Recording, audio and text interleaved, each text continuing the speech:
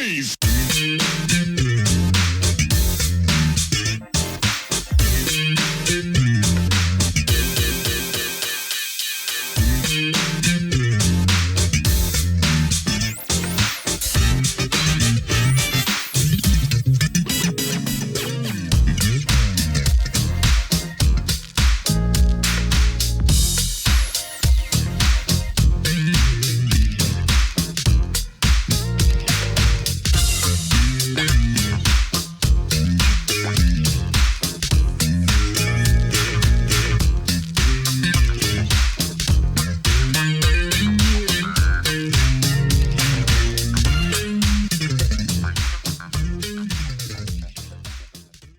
Welcome back to the next part of this Truth and Rhythm episode. Be sure to subscribe to this channel. If you've already done so, please share it with friends. Also become a member by joining Truth and Rhythm on Patreon, or consider donating at funkenstuff.net. Thank you so much for your interest and support. Enjoy. You only did the first record, I believe, right? Right. I just did the original Funker And Walk. so what was your experience of, how that came to a conclusion for you? I finally started becoming a little overwhelmed. I am young. This was the first time that I had been on a major tour, doing a lot of different, projects. Dawn and I doing our thing at the same time. Now, mind you, we would do our show and then we would come back on stage and perform with P-Funk. At that particular time, when my sort of departure started, I was dating Junie at the time. And Junie was very supportive of me. Like, he was like, at the time, my biggest fan, as far as he would tell me how amazing I was and how great I sounded. And, I should be doing this and I should be doing that. But I will say this. There was that one night, and I want to say it might have been like Cleveland show or whatever. I had been feeling really overwhelmed. And now in retrospect, I can say I started to have anxiety.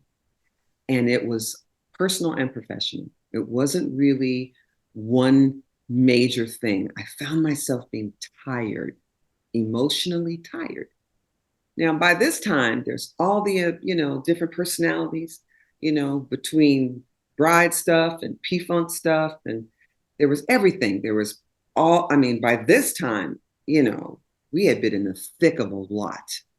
A lot of stuff was going on, a lot of, craziness, a lot of sadness, a lot of, just weird situations. So I had found myself being very overwhelmed. And so I remember one night we did a show and we came back and Junie and I went to one of our rooms. I can't remember. We were in a room and he said, "What's wrong with you?" And I just said, "I'm just tired. I'm just kind of ready for this to be over." I think we had literally maybe 2 weeks left of this leg of the tour. And I said, "I'm just tired." He says, "Well, what do you want to do?" And I said, "Well, part of me wants to, just stop, but I can't stop, He said, "Honestly, you're sort of like the leader of your own world. You have to do what you want to do." And he did not make the decision for me. I want to put that record straight, but he supported my decision. And then he went a step further because I said, I literally think I need to stop and I need to go home and I need to just chill out. And he said, "Well, if you leave, I'm going to leave with you. We'll leave together." And I'm like, "Really?" And so in that moment, and I'm just saying not that second, but in that moment of my life, I kind of felt like, oh my God, now I'm going to breathe. Now, in retrospect, and even later, I, told Dawn later on, I apologized. I think I also apologized to a couple of the girls and stuff, but I just said, I shouldn't have ever left that way. I should have been, adult enough, even though I'm not, still a baby as far as I'm concerned. But I should have just waited. And I wish that Junie would have said, "Babe, you got 2 more weeks left. Let's just, finish this and go. But again, I can actually say now, where I am in my life now, that little young girl was tired and overwhelmed. And because there was so much emotional events that were taking place that was associated with the business, that it was kind of too much. And so that's how my departure happened. And I felt horrible because I didn't call Don. And now that was one thing that Junie did say. He said, you don't have to say anything. Just do what you need to do. In time, you'll be able to talk to whomever. I didn't make a call. I didn't do anything. And I know I had remember talking to Cheryl James, which was our tour manager at the time too. And I just remember her saying that she could tell that I was overwhelmed. We had a conversation recently that I just remember, like I would be on stage and I would just be going through the motions and just sort of staring. I didn't feel like doing any dancing, and I didn't feel like doing it. I remember Dawn used to get so upset with me because she was, Dawn was just, that girl just from start to finish was like a little Energizer buddy kicking up the legs and, everything. And that was honestly, I could say it was never really my vibe. I was the more subdued one of the two. So when I started to become overwhelmed, I was even doing less. I would go up to the mic, sing my part. I barely smiled. There's some, footage out there. And I remember like Babs or somebody had to kind of remind me to smile. Like you could see her walk towards me and go, and I had to like snap out of it. But yeah, it was just kind of, and not, during that time, but I'm just saying when things were getting a little overwhelming for me. So that's kind of how I left. And I do regret the way I left. I don't regret that I left, but I regret how I left. That was very immature, very unprofessional. I mean, we had a band and singers and people that were depending on us as a duo. And I just decided I was done. I couldn't handle it. So I would not recommend that. If in retrospect, if I had to do it again, I would not have done it that way. Mm-mm. Do you think if you had been able to take a break, say, that maybe you could have gone back, or did you just, It would have had to been a physical break and then an emotional break. So mind you, it was, both the kind of scheduling, the traveling, how we did, just the camaraderie that, this stuff going back and forth. There were just all kinds of craziness happening that took it out of me. So like I said, in retrospect, well, maybe, like I don't remember, after those 2 weeks, how much time we were going to have off. But I'm going to tell you, during our off time, we studio. Like if we weren't live, we were always doing something. So I can't really answer how that would have happened. There would have had to have been a lot of changes. There would have had to have been a big metamorphosis for me to return, because I just really think that it was my time to be done with that part of my life. Didn't know what I was going to do. Had no plans at all. None. Back to psychology. Yeah, for sure. And, I thought about it. I really did. I thought maybe that could be something I would do. But Junie said, hey, I'm going to be working on my record. So, we'll have some work to do. We'll keep doing some stuff. And then next thing I know, I'm pregnant. And that was literally like right after. Like, I was, and honestly, I'm going to say I may have been pregnant when I left. I just didn't know it, because my daughter was born at the end of 79, in December of 79. And I was on tour at the beginning of the year, like a couple of months. So I could have been. I remember saying that yes, and I'm going to say yes, because we had done a show in Houston, Texas in January, I believe it was, of 79, or might have been February. Maybe it was February. Anyway, first part, we did a show, and I remember, and I'm, you know, we're all grown adults, but I think that that night, my daughter was conceived that night. Like I felt something happening in my body, spiritually going on in my body that I had never experienced before. So, yeah. And then, of course, being pregnant, now I'm thinking motherhood. Didn't expect it. That was not part of the plan. So, yeah. Do you think Junie was kind of thinking about leaving also at that point? No. No. Really not sure. Part of me wants to say no, because he never complained necessarily about anything other than, you know, being an egotistical, you know, musician like most of them were, or a producer. But see, Junie was an integral part of the funk sound at the time, and he was arranging, and he was, like I said, a very integral part. So he dug, you know, he liked the attention, like everyone loved the attention. He loved the attention. So I never really felt like he was ready to go, but I did realize that he was willing to go, to be there for me. Did you hear through the grapevine or anything of any reaction from George that the two of you had left? The only thing that I remember someone telling me was that George was wondering where we were, but he just sort of said, hey, like, crap happens, and we're just going to keep it moving.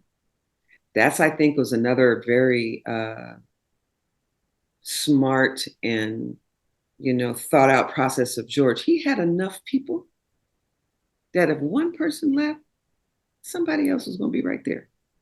So, you know, it's kind of one of those things where, you know, they had enough talent that it could work itself out. Because remind you, there are other band members over time, even before Dawn and I joined, that they would come in and then they were gone. You know, somebody would quit and leave or whatever. So I don't think that was something that he was shocked about. I don't think he wanted it. You know, why would you want, you know, two integral parts of your movement and your compound to defect and be gone? But I never, in the years that I knew George, as far as the music concerned, I really never heard him complain about anything. He was always the problem solver, even though maybe sometimes they weren't being solved in the way that everybody wanted them to be solved. But he was always thinking, and he never. So I honestly, I thought more about how it would affect Dawn and the girls in the band more than George.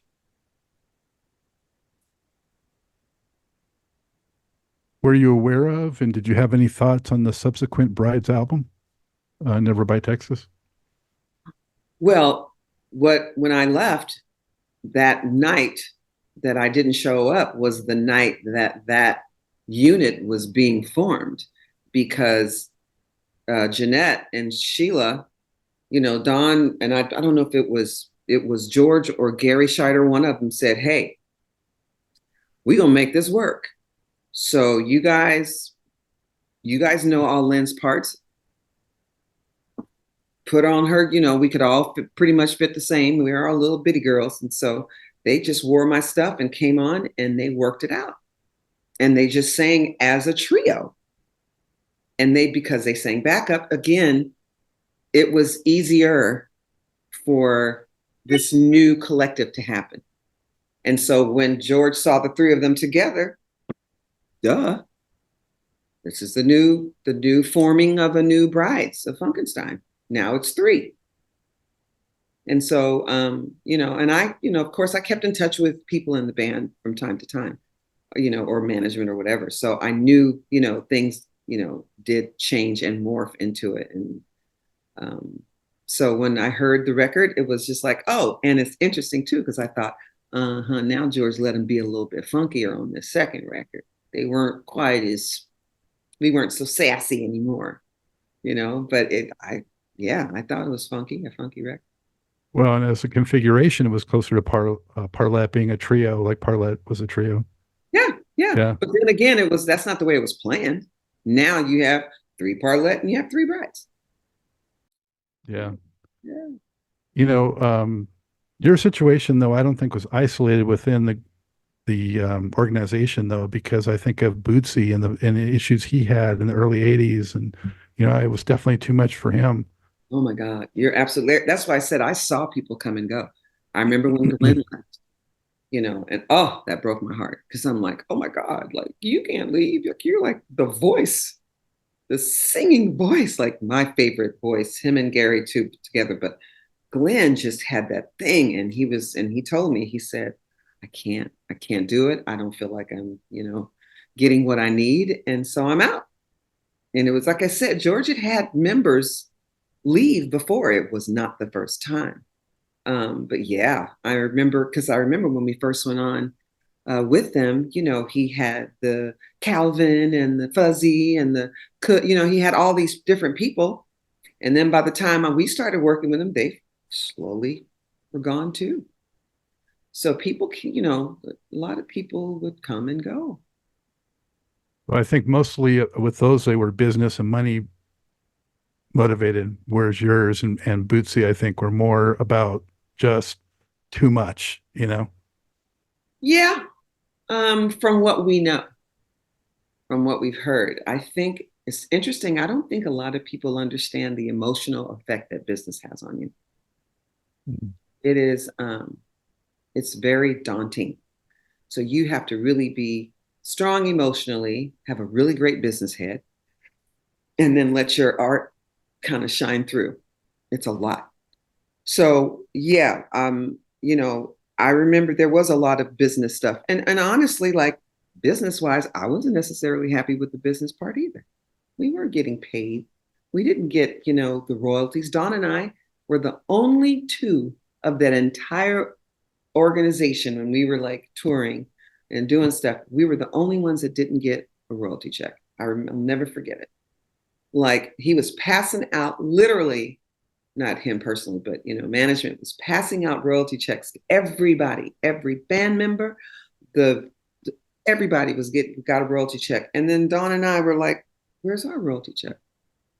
So again, that feeling of being left out and well, why not? And it was always, oh, it's coming, it's coming. They're going to deal with you later.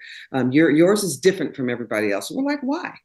We're part of the Parliament-Funkadelic too, but we never, you know, it never came. Our royalty checks never came. Yeah, that could definitely wear on you too, no doubt about that. The Yeah, psychological aspect too, yeah. that's what I mean. It's like, so, you know, I think it's a combination. I do. Hmm.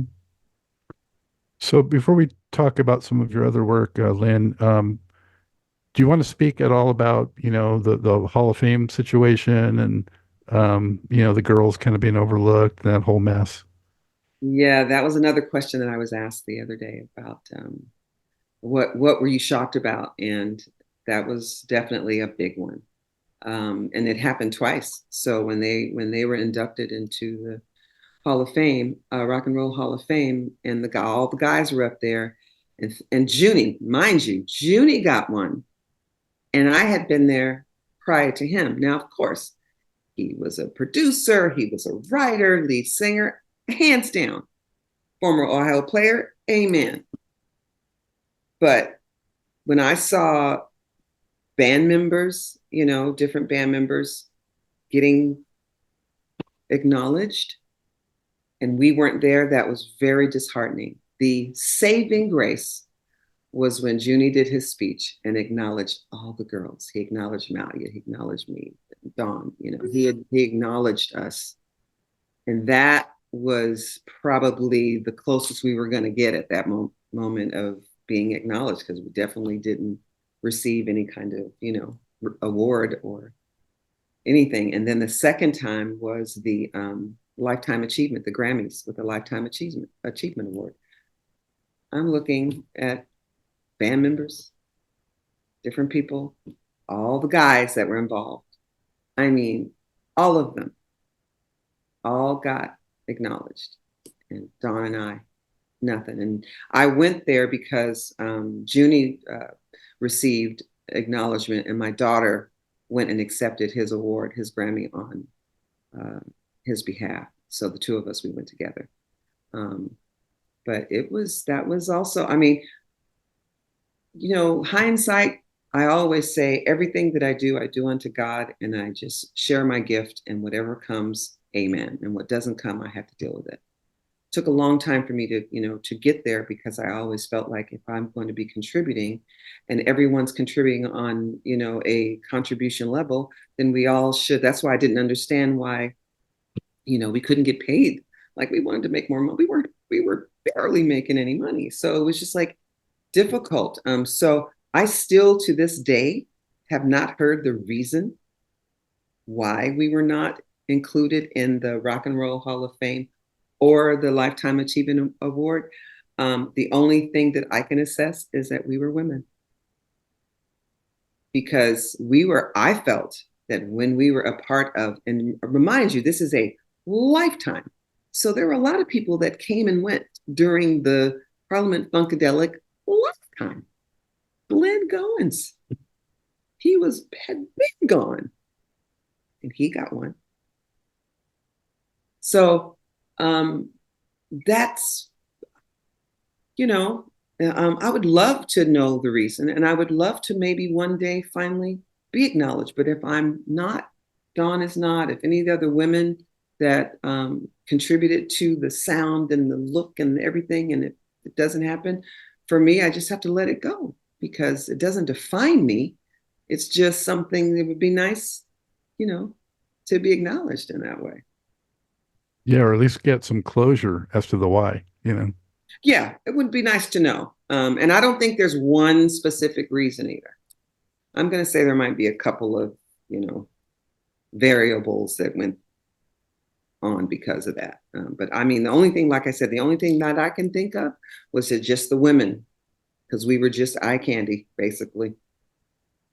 I don't know. Well, I don't know. I hope it helps knowing that, you know, you're in the Hall of Fame of the hearts of all the Funketeers. So When I say I have constantly been provided accolades and, you know, being thankful, you know, of hearing me and meeting me and telling me about how they enjoyed my contribution.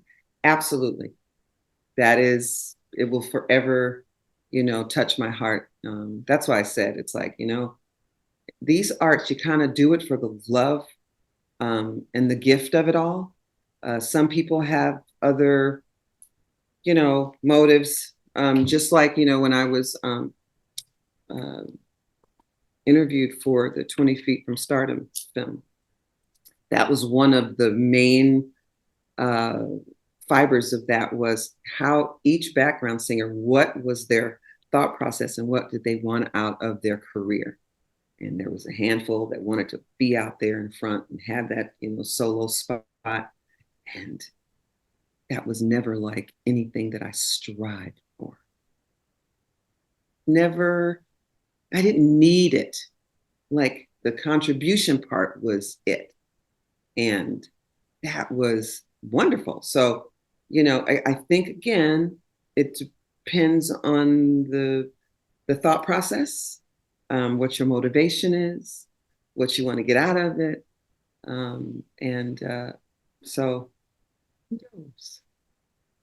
and well, and the work speaks for itself, you know, for sure. And it's going to outlast all of us by a long shot.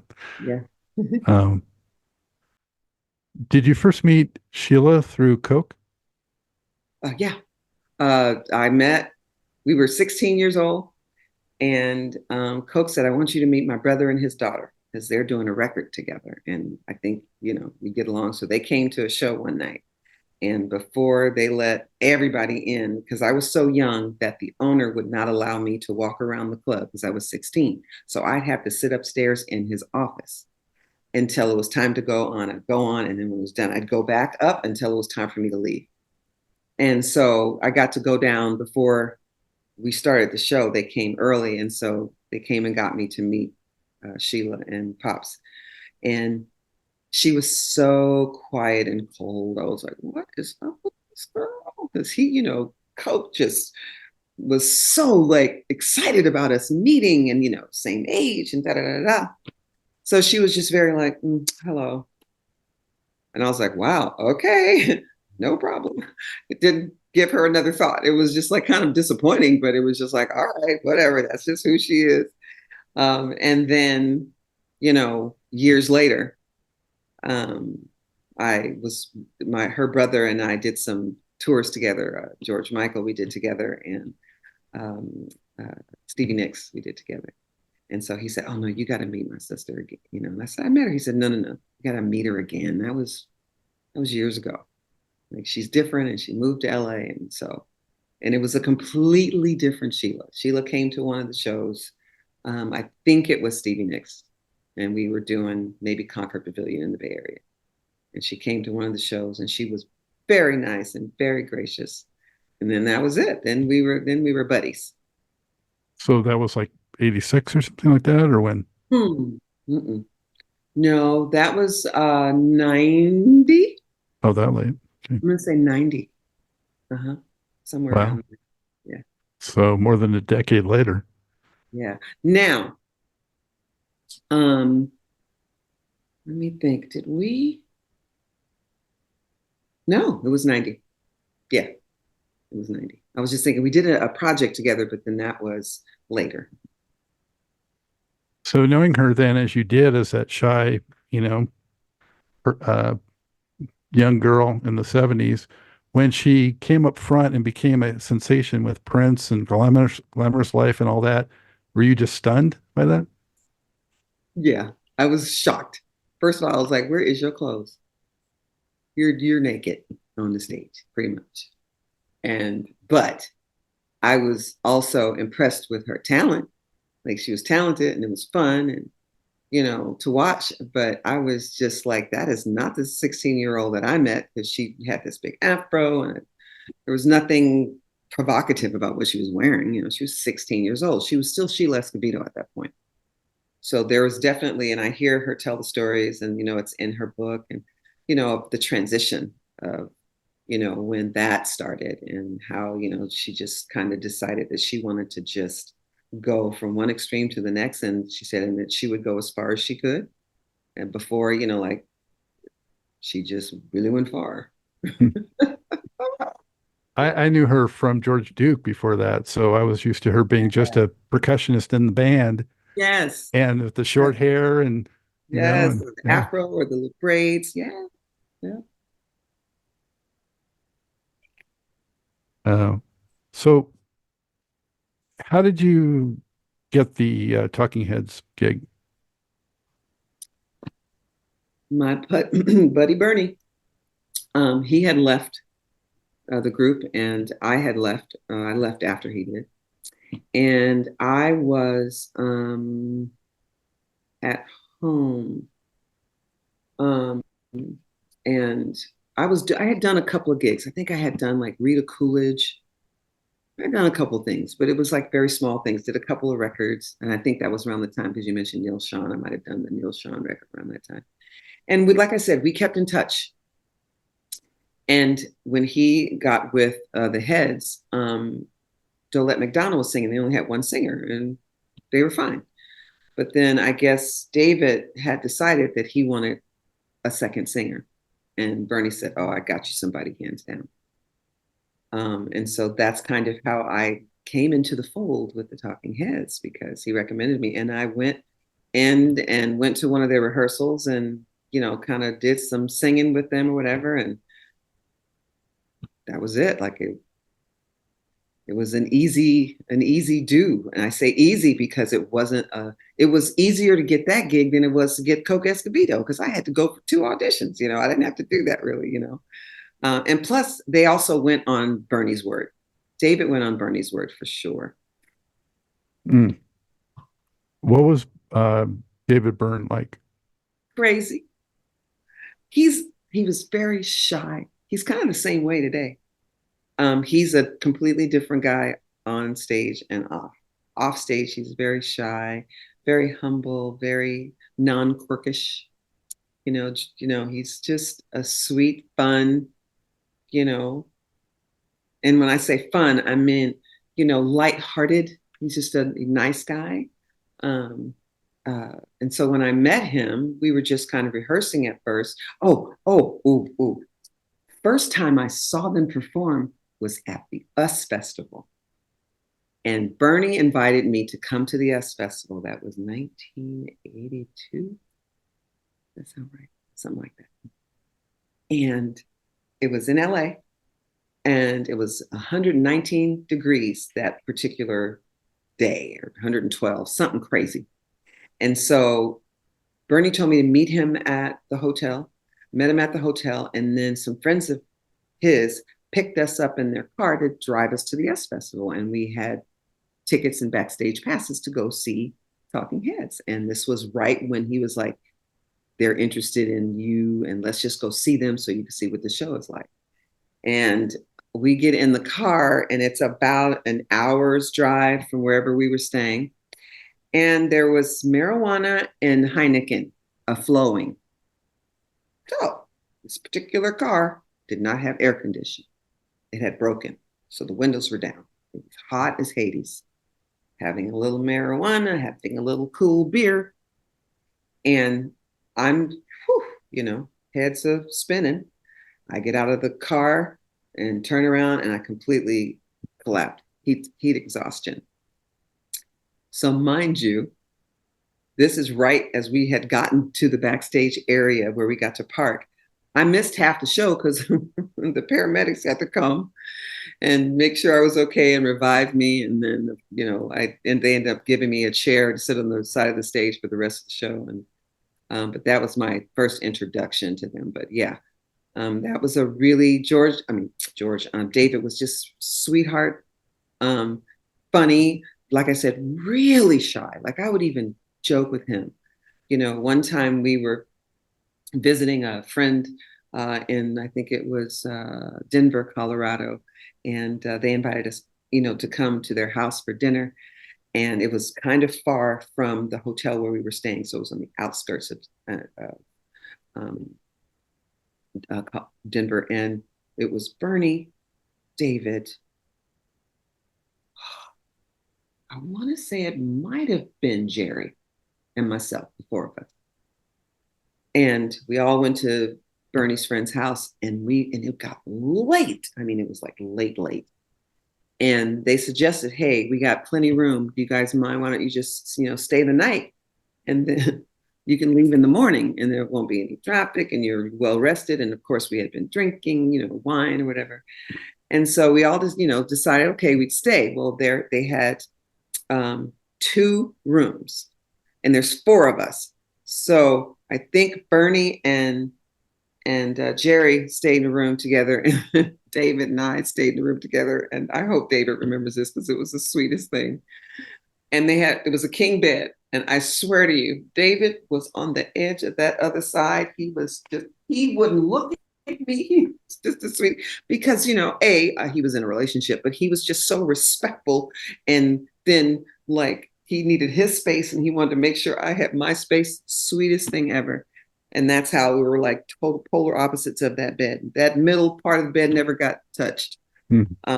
But sweetheart. And again, just being able to see them again, we all got to reunite for the 40th anniversary of the film. That was nice. And then everybody was a lot more relaxed. Of course, 4 decades go by, and, you kind of grow up, and, things happen in your life. And so it was just a really wonderful reunion type situation. And it was just really great seeing him and Tina and Chris and Jerry. And then, of course, Edna, my girl, she came, and Steve Scales was there too. So we had a little reunion. I'm going to take it on the road again. That's what I say. Oh God, we would have done it. Found out that David really wasn't interested in getting that nucleus back together again for whatever reason. And that's his prerogative. You don't have to do anything you didn't want to do. But we would have loved it. We thought that would have been fun. How much rehearsing did you have to do for that show? You know what? I'm going to say we rehearsed for probably a few weeks. I'm going to say at least 3, maybe 4.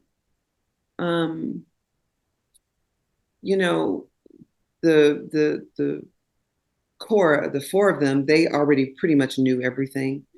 And once we started, you know, like again, like I started with Dolette, and then Dolette decided to leave. So then I you know, was then Edna came in. Somebody recommended her for it, and you know, performing is always like a learning experience anyway, because there's always something new that happens. There's always some new, you know, sound. There's somebody did something different. And for David never stopped rehearsing. He always had a mirror, and he would be in all those little movements that those were calculated steps that he, or some, I think, you know, early on, I know Tony Basil was doing some stuff with him, but everything was calculated. It had purpose as far as he was concerned. So there was always some type of rehearsing, even when we were in performance.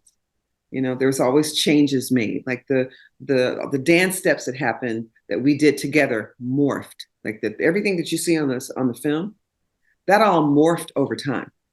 And I was with the band for 2 years, and so at the end of the, you know, second year is when we did the film. And then after the film came out and everything, then the tour was done. We didn't go back anymore. So did you know they were going to do a film? I mean, we heard they were going to film a couple shows. Had no idea the magnitude of what that meant at all, because it was just our regular show. How'd you feel when you first saw it on a big screen? Elated. And it's so nice to be able to see what you're a part of on a screen, or to be, you know, like in the audience and watch. And that's what it was. It was like, I'm watching us interacting like we always did. And it was nice. And it's different when you're just kind of sitting back and watching and enjoying it from an audience perspective versus what we were doing, you know, as an artist perspective. And it was wonderful. And I remember the premiere was the premiere that I saw was in Oakland at the Grand Lake Theater, which the Grand Lake's still there. And that was where our premiere was. And there was some different, you know, every major city I think had one. And so, and people were dancing up and down the aisles, and just, it was a concert like being there, but it was on the screen, and it was really amazing. Again, even then, I didn't know the magnitude of what that film was going to be. No idea. Yeah. Many consider it the greatest rock film ever. I would agree. You know, one of the best. I still have it was organic, you know. Exactly. Yeah. And just the visuals of it were just so unique. And yeah. I think that was Jonathan Demme's vision, was to have the onlooker feel like they were right there, like literally like front row seats.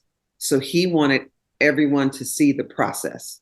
So, you know, from David starting and then to having everything, that was our show. But the way Jonathan filmed it and how it was brilliantly done. And the sound was great. And now it's even better because A24 enhanced that sucker. And now the sound is even more fantastic. So, you know, for those who have been, you got to go see it in the theater, because it's amazing. It really is. Yeah, I'm glad I was able to see it when it originally came out, and I still have the program that they gave out. Nice. Yeah. Nice. I became a fan because Bernie started working with them, you know, so I naturally was, I got to check this out. And then, yeah. And I think too, he brought a lot of his sound from P-Funk era to the Talking Heads. And I've even read interviews, heard people talk about it, that Bernie's sound was such a wonderful addition to what the Heads used to be when it was just the 4 of them, that it was this real like component that really kind of elevated them, to another level. And again, you kind of go back to contribution. It's like when you are an artist and you can contribute to another artist or collective or whatever, when you have the gift of, what you have, that will come out, that will show, you will be able to tell, that sound, when you hear Edna and I singing, that's us. I mean, that's us. And so that is our contribution to the whole collective. Then you put it all together, it was very, very fulfilling to be a part of that. I imagine you and Bernie too must have been, maybe you had a little talk saying, wow, this is like worlds from P-Funk, in terms of how this is organized and we're getting paid and that. Well, yeah, I mean, again, and I would say again, like after leaving, the P-Funk family, we're both doing other projects with other people. So that wasn't really like a conversation about, oh my God, we're finally getting paid. We're now in another situation where we've moved on and now we're doing something that is equally as exciting and fun. We traveled the world, we did concerts everywhere and it was just fun. And the music was like, we heard what the audience heard. So we enjoyed it too, so I think we just enjoyed being a part of them. So from that, you did a lot of notable sessions, and how would you typically get one of those? Did people just reach out to you, or were you kind of putting yourself out there, or how'd that work? A little bit of more word of mouth. I think I got the majority of my work via word of mouth, and I've said this before, I think my career has been a collective of segues. Like I'll do one job and then I'll work with somebody and then they will refer me to something or they'll do something else. And then I'm a part of that. And then it's just like, a collective of now this and now that. Every now and then, like you'd get an audition. Somebody would say, ooh, like I remember trying to do some commercial work and some previous session singers that I had worked with would say, oh, would you be interested in joining us for this particular session? So when you work with people, then they get to know your sound and what you do, and then they suggest you for something else, or, for instance, like my brain, Alan Zulo. He was an integral part of my transition of being from George Michael to Bette Midler. Like he was a tour manager for George, and then when Bette, he was working with her, and then she was looking for a singer, and he recommended me. And then I go to a rehearsal, and that happened. Then I meet people in the band, and then I do a session with one of them, and then that turns into something else. It's like a segue. It's never like I'd never had an agent or a manager, somebody that, tried to look for work for me. It was literally God's grace and blessings that literally orchestrated my career, because it was like none of this was necessarily, I'd never expected anything. I just opened myself up to be a part of anything, like wherever God led me. I'm like, okay, I'll try it, and like I said, I would do sessions and, demos for people, and it'd just be some of the strangest stuff, but whatever, like they wanted to hear my voice. And so I just, I did what I could do. Such variety. I mean, it took you to so many different places, genre-wise, stylistically. Yeah. And I think that was God's gift to me, because that's kind of how I was as a youngin'. I was very open as far as music was concerned. Like I loved, like once I was able to listen to secular music, it was never one thing. Like one minute I'm listening to James Brown, next minute I'm listening to the Beach Boys. I would listen to the Rascals. I listened to Jimi Hendrix. I remember I was in high school, and my best friend, Mark Elaine, her sister, Ronnie, was a big America Eats Us Young fan. She had that album and she played all the time. And one day we were just at, Marky's place, and I'm hearing this record. And I was like, whoa, that's crazy. And she's just doing her little hippie dance. And that was like my first introduction to P-Funk, or Parliament at the time, and blown away. But then again, here you go. So one thing sort of leads to another. Next thing I know, I'm performing with them. Like, that's how my career has been. It's been like, or I can think of someone, like, see someone on stage. It happened with George and it happened with Bet. And I was like, man, I wonder what it'd be like to perform with them or to sing with them. And it happened. I literally, I have to say 100% that my career has been all grace-based and God's gift-based, because, it happened. And I also think that we're always going to be where we're supposed to be at any given time. In your career, you are in a place where you are supposed to be. Universe, God, I don't know what, I say God because that's what I believe, that God has a place for all of us. It's just, part of our purpose and mission and all that. So, I mean, sometimes I look back at my career and I go, wow, what a blessing. What an absolute blessing. To what extent did you keep in touch with, members from the funk mob through, say, the 80s or the 90s or? Okay, the only person that I can say I really kept in contact with was Bernie. He was probably the one that I spoke to most, and at the time, his wife, Judy, the two of them.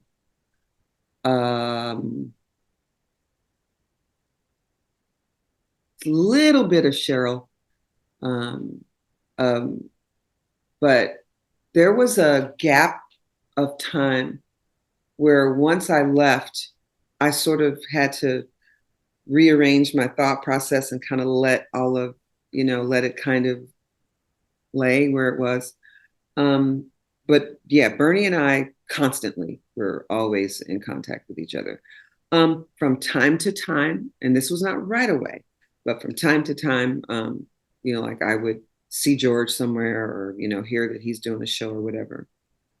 Dawn, we did not communicate for a long time until, let's see, 11/79, 1980, 81. 3 years had gone by, 81, and she called me and said that she was doing this show, and it was going to be it's kind of like a punk rock kind of show, and she was asking me if I would join with her to do that. And I told her that I would, and I said yes. And I said, I'm doing this because this is my way to make up for how I left. Because I don't know if I would have done it necessarily before, but I figured I owed her that, And so, we did those shows. And then somehow somebody saw us. And then the next thing I know, we get the Was Not Was gig. And then, so that was still, there we were, like kind of working together again. But that was short-lived. And then after that, once the Was Not Was gig was over, and then I moved on to the Heads. But it was, it was not something that I really kept in contact with everyone. And I think I just kind of felt like I needed a fresh start, and thankfully I was working with other people and, creating new relationships through those performances, recording, whatever it was. So, you know how it is with family. Like you always know someone's your family, but you don't talk to them for years. It's kind of how it was for me. Like, they're always a part of my life in the beginning of my musical career, but it's not like, I'm always going to be in contact with everybody. And I don't think anybody was really that way, to be honest with you. Did you ever see any of their shows, like later on? Let's see. Yeah, I went to a couple, but not always. I'd done so many of them that it wasn't something that I was like, ooh, I need to go see, George perform. You know what I mean? It was like I had been a part of it so much that it wasn't anything like, ooh, I need to go back and check it out. But I did. I went to a couple of shows, and uh, it was the same, vibe, the same funk, the same, 20-minute, 30-minute, one song kind of a, thing. Same. So, through now and again, throughout the years, since, yeah, we've done shows together. Like Sheila's band and George's would be on the same gig together, so we'd get to see each other. So that's happened, in the last, let's say, 8 to 10 years. And then she did the One Nation cover on her one album too. Yeah. Oh yeah, That's a little full circle thing there. Oh, come on. And that again, exactly.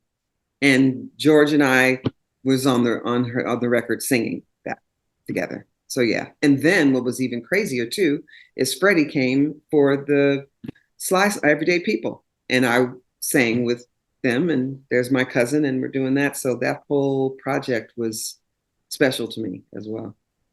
When I saw you were at the George Hollywood Star ceremony. Yes, had they invited me, and I said absolutely, and I came, and I was glad to be there. Kudos to him for getting his star, and it was right after Sheila had gotten hers. As a matter of fact, they are literally on the same block. They're on the same. Yeah, that's just one funky block right there. Yeah, they're on the same block. Nice. Yeah, very nice. And then I got to ask, what'd you think of Don's book? I was not gifted a copy. I was someone shared it with me, and I read some things that were, I'm sorry to say, that were inaccurate. And so it's kind of difficult for me to, be supportive, because you want anyone to succeed in endeavors that they have. But there were some inaccuracies, and not just with me, but other people. And so, we had this discussion recently with a friend, and something that, was said was that everyone they live their life, but then they sort of create their version of it. And sometimes some people need to fictionalize certain things to make it more exciting and more sensational. Embellished, yeah. And, I never want to, I don't want to throw Sister Girl under the bus, nothing like that. I really don't. But there were a handful of stories that she told that were pretty close to being accurate, but then there was another handful that was like times and who and what was said. And like, I literally had to, for myself, I had to fact check it myself. Like, what kind of happens to you. There were certain things I'm like, now, wait a minute, was I that, like distracted or high or whatever that this happened? And it was like, no, that didn't happen. No, that didn't. I would have remembered that. That did not happen. So, just to say that, she mentioned me on your interview. And that's kind of like the only thing that I want to speak of, like, in that instance, was with the thing that she said she stood by, that she told me that she physically would like take it out of the book, because when I talked to her, I didn't know that it was already had been printed. She never told me that, but I said, that was inaccurate. That did not happen. And she was like, really? And I'm like, we would remember certain things that are really like, anything that has to do with anything devastating in your life, you don't forget it. It's embedded. And I said, so I know for a fact that didn't happen. The people that you claim were around said it did not happen. I literally, I had to, because I thought maybe I'm crazy, but I knew I wasn't. So for that, it's just sad. It's really sad It's really, you know,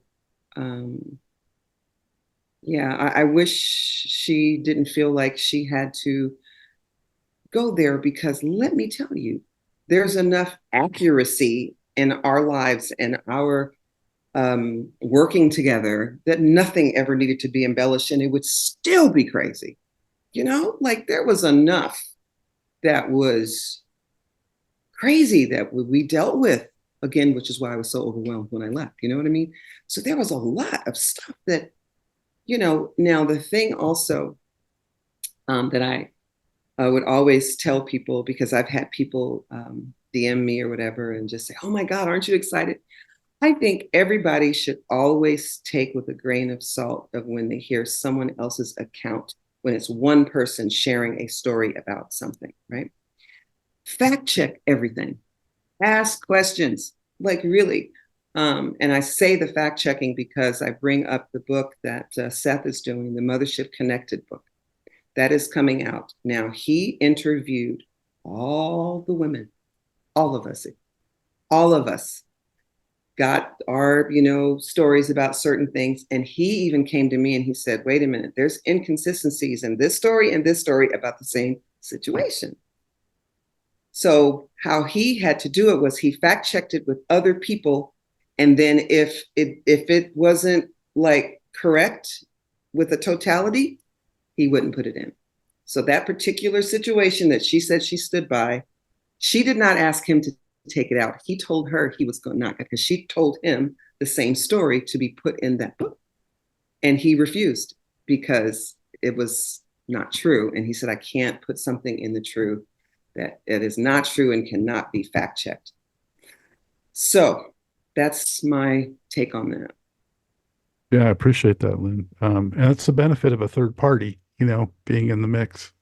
Well, and it's also the benefit of all the other people that are still here that can say, that has a, you know, voice about it. Like, you know, I've talked Corroborate. Yeah.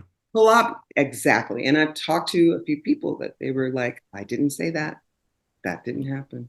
So, you know, I want to just sort of release it, because at first I was upset, but now I've kind of taken that being really upset, because my thought process was, you know, I've got grandchildren that who knows one day would pick that book up. But I thought, no, you know what, by then I'll be able to share with them what actually happened, you know. And the same thing with my daughter, you know, there, you know, when you, and this is with anything, like if you do an interview, if you, you know, write a book or write anything, when you include someone in your book, first and foremost, get their permission to talk about a certain situation.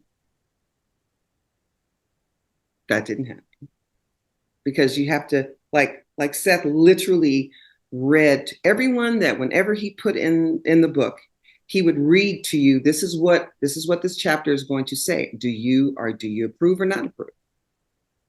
I mean, you have to do it that way when there are other people involved. You can't just sort of arbitrarily put stuff out there. And it's, you know, so my book that I'm doing, it is part, you know, about me on a personal journey. And then the other things that are added to this book. And I can't tell you about it right now. I don't want to, but I promise you, I will let you know when I get to that point. At the next, I've been working on it since 2013. I had a little momentary lapse because I started, you know, doubting myself and saying, you're not ready to put out a book. You know, like, why are you putting out a book? You know, I've had somebody tell me that, you know, they didn't feel like I was ready, right? So I just been working on it now lately. I've now getting rid of some chapters, sort of fixing these chapters, because at a time when I started writing this book, I had quit everything. I wasn't doing music. I wasn't singing anymore. I had 2 years to just self-reflect. And this was, you know, 2013 and 14, or 12 and 13, 2012 and 13. And so God just sort of placed it upon my heart to start writing. And I just would every day, anything that came to me, I would just go. And so I'm looking forward to it. And this, again, if you guys are looking for a P-Funk autobiography, that's not going to happen from me. That's going to be Seth. And, definitely get that mothership connected, because what he did and how he put that book together, it's literally like a friggin' history book.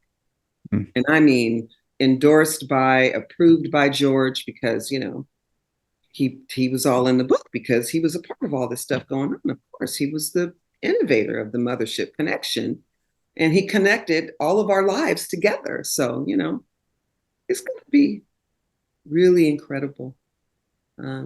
Is Seth saying when it might actually be available? It's supposed to be hardcover is supposed to be by September of this year. It's supposed to be done and printed by September. That is the publishing company's deadline. It's gonna be good. Oh. And Can't again, wait. yeah, and it's it's raw, it's enlightening, it's bizarre, it's like wow, like and then the connection that everybody has to one another is amazing too. And yeah, so outstanding. Yeah. And what else are you up to, Lynn? Well, right now, I am preparing myself for the next thing that's coming is at the end of this month. Sheila just released her first salsa single. I'll be performing with her on various projects. And so I'm a part of a group, Sheila E and the E Train. Now, she's had 2 E Train records prior to the one that we did. So we've been touring and doing some things, but now we had a single that came out, and a video just came out. So we're going to be promoting the record, the E Train record, at the same time she's promoting the salsa record. It's crazy, but it's wonderful because both projects are great. And then we're still doing some Sheila E shows, just, your regular classic Sheila E shows. It's going to be fun. And again, for me, like I said, I just enjoy the ride, and I give of myself best way I can. Thank you so much for doing this. You're so welcome. Thank you for having me. It's been such a joy, and it's been so amazing enjoying your music through all these years. On behalf of all the viewers and listeners, thank you so much for sharing that with us and for doing this as well.